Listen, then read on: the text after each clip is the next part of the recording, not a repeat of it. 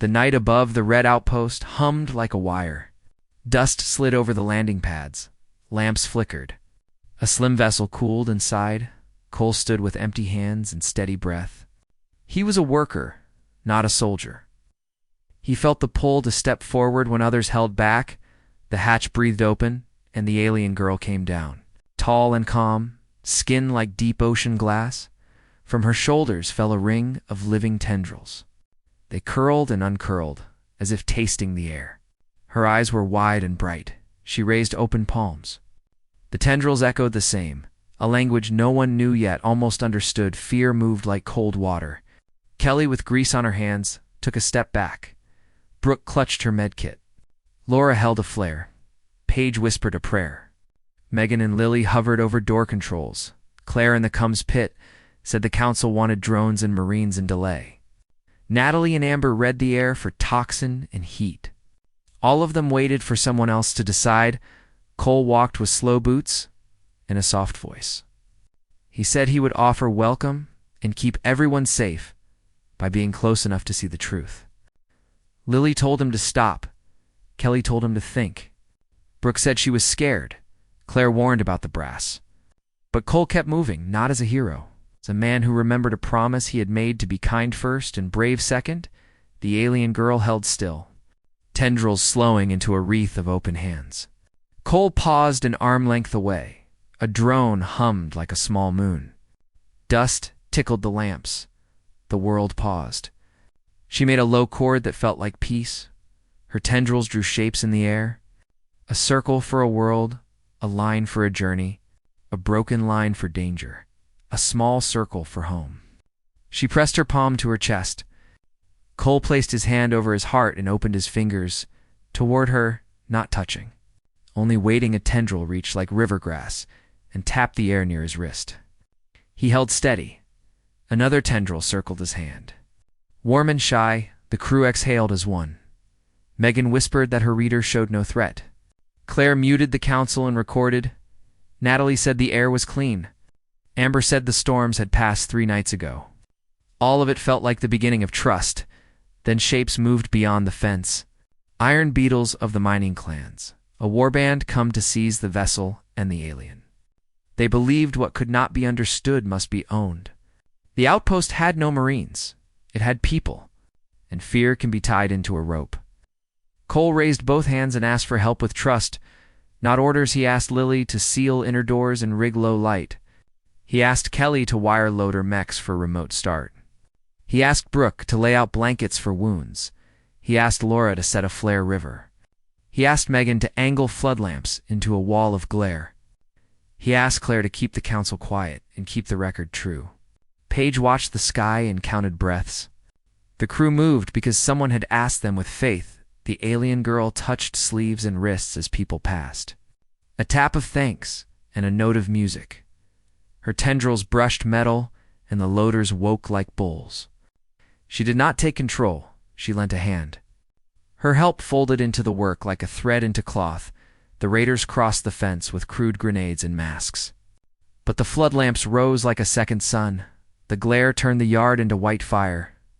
Laura lit the flare river, and smoke drew bright shapes. The loaders stepped forward with gentle iron. Kelly guided them from the catwalk. They did not strike to kill. They pushed and herded like patient beasts. A grenade rolled and died in the sand because Megan raised a wind with exhaust vents.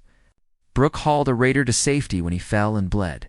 This broke the sharp point of the charge. Lily sealed doors so the raiders could not split the crew. Claire broadcast a simple message on open band. Leave now and live. Try to take and you will be stopped. The council still shouted, but no one listened because there was real work to do. In the center stood Cole and the alien girl. Her tendrils fanned like a shield that drank light and gave it back as a soft haze. When a bolt of stunned fire came, the haze took it and laid it down like a tired bird. Their strength was grace, not fury. The raider leader pushed through the glare and lifted a heavy launcher. Cole did not step back. The tendrils wrapped his arm. Together they moved exact. The shot turned like a fish in water and flew harmless into the night. The leader dropped the weapon and sat down as if the ground had asked him to rest. The fight shrank, and went out. The loaders made a fence. The flare river hissed low. The thieves dragged away their hurt and left quiet followed. The alien girl eased her tendrils until they hung like calm vines. She stepped into the circle of the crew. She pressed her hand to her chest and held it out. Thanks and promise and home. Cole took her hand as a friend. The tendrils rested on his sleeve like a scarf for warmth. Her true name was a pattern of shapes. A coil like a shell, a dot like a pearl, a bend like a river. The sounds would not sit right in human mouths. Claire called her Superl. The alien girl smiled with her eyes and her tendrils danced. The name was a bridge, and enough days followed like beads on a string. Superl mended broken metal, coaxed new power from old batteries by touching them with light, tuned the hangar roof so winds no longer moaned, found water under stone by listening. The crew showed her how humans cook and joke and share. They taught rules of the outpost, cards with no money, how to toss a cap into a bucket from 10 paces. She taught them gentle ways to guide current through tired wires and to sing a room quiet. Kelly and Superl built a small room inside the hangar, soft with woven mats and a mural in dust and dye. Brooke taught her to check a pulse and count breaths. Laura set a faster flare ring. Lily let her drive a loader very slow. Megan let her watch the horizon from the tower lens. Claire recorded the story of her people as moving light.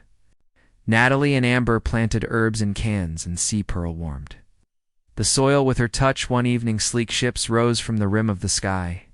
Not raiders, a homecoming. 3 figures shaped like Sea Pearl came from a small craft, their tendrils older and heavier. They looked at the patched fence and the mural and the careful gear. They looked at the crew who stood without weapons. They looked at Cole and Sea Pearl. The eldest made the sign of open hands. Sea Pearl made it too. And the crew answered in turn. Stories were drawn and shared. The visitors had searched since the storm of fire.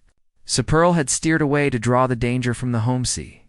She had fallen through the dark until this red world caught her. The visitors thanked the crew and wished to bring her home, but Superl did not step forward at once. Her tendrils hovered over the room and the bench, and the garden and the loader seat, and the tower rail and the friends who had become her harbor. Then she traced a warm line on Cole's hand that meant this place is also home now. Cole nodded, not as a claim, but as an answer. He said she could go and return, that this outpost would be a second shore, a place to trade and heal and rest, a place where no one would be seized and no story would be stolen. The crew said yes, in 100 small ways. A hand raised, a smile, a tool offered. A lamp lit the visitors, laid a gift at the pad, a seed of living metal like a heart. It would grow into a shelter that turned sand to glass and wind to power and heat to sweet water.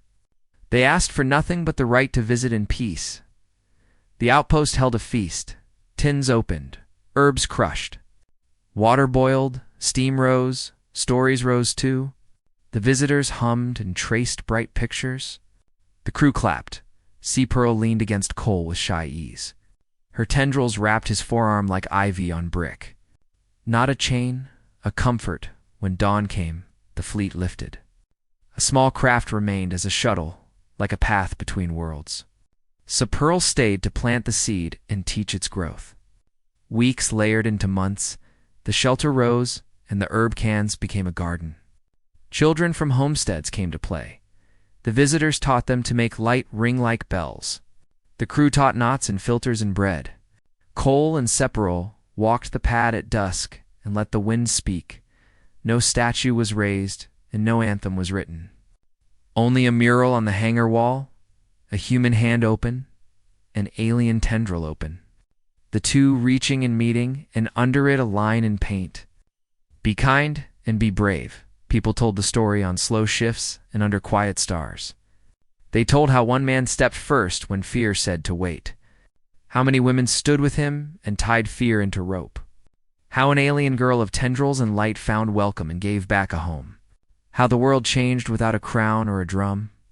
And they said the lesson out loud so they would not forget. You do not always need to win to make a place worth living in. You only need to begin with open hands. He alone was brave enough to embrace the tentacled alien girl. Yet in the end, he was not alone at all. Courage that starts with one can become a home for many. And love that is gentle can hold more than arms can count.